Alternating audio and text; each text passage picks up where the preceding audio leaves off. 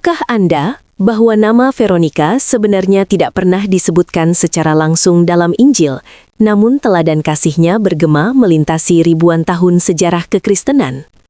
Berdasarkan tradisi iman Katolik dan Kristen awal, kisah Veronica yang mengusap wajah Yesus saat ia memanggul salib telah menjadi salah satu momen paling menyentuh. Namun mari kita merenung sejenak.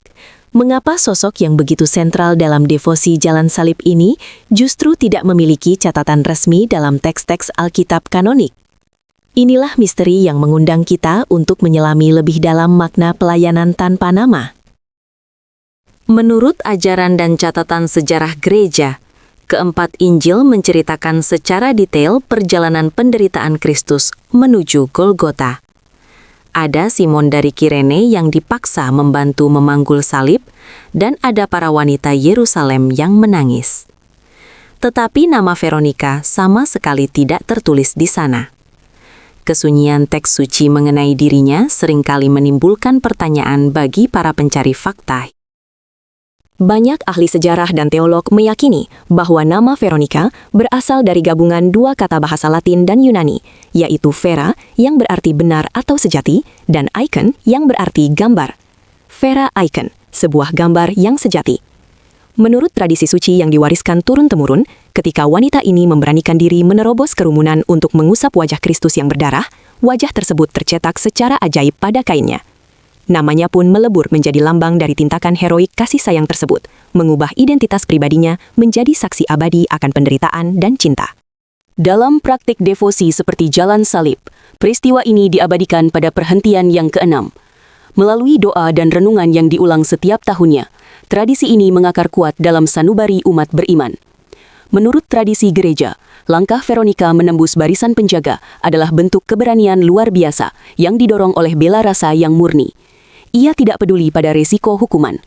Disinilah letak keindahan tradisi iman, karena ia mampu mengangkat sebuah tindakan kasih yang mungkin luput dari pena para penulis sejarah, menjadi sebuah teladan universal yang dihormati di seluruh dunia.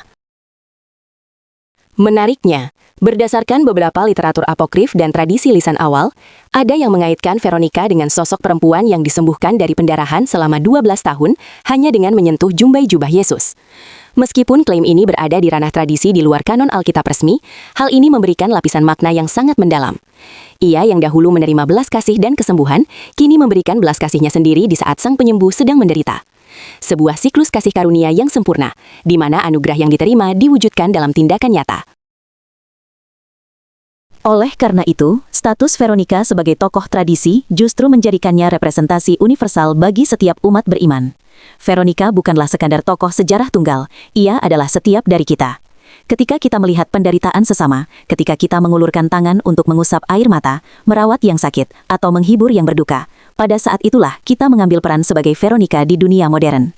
Ajaran agama ini menekankan bahwa kasih sejati tidak membutuhkan panggung besar atau pengakuan resmi. Kasih hanya membutuhkan hati yang tergerak oleh belas kasihan. Di tengah dunia yang seringkali terobsesi pada pencitraan dan pengakuan publik, kisah Veronica menjadi teguran sekaligus inspirasi yang lembut. Ia tidak pernah meminta namanya dituliskan dalam kitab suci. Ia hanya ingin meringankan penderitaan sesamanya, meski hanya untuk 1 detik yang singkat. Menurut ajaran spiritualitas yang mendalam, pelayanan yang paling tulus adalah pelayanan yang dilakukan dalam keheningan, tanpa pamrih, dan tanpa menuntut sorotan. Nama kita mungkin tidak akan pernah dicatat dalam buku sejarah umat manusia, namun tindakan kasih kita akan terukir abadi. Siapa sebenarnya Veronica? Secara historis, identitasnya mungkin tetap menjadi sebuah misteri yang tersimpan dalam lembaran tradisi suci. Namun secara spiritual, pesannya sangatlah jelas dan benderang. Ia adalah wajah dari keberanian, ketulusan, dan cinta tanpa batas. Berdasarkan nilai-nilai suci agama ini, setiap kali kita berani melangkah keluar dari zona nyaman untuk membawa kelegaan bagi sesama yang memanggul beban kehidupan mereka, kita sedang meneruskan warisan luhur tersebut. Mari kita menjadi gambar kasih yang sejati bagi dunia, melayani dengan tulus, hari ini dan selamanya.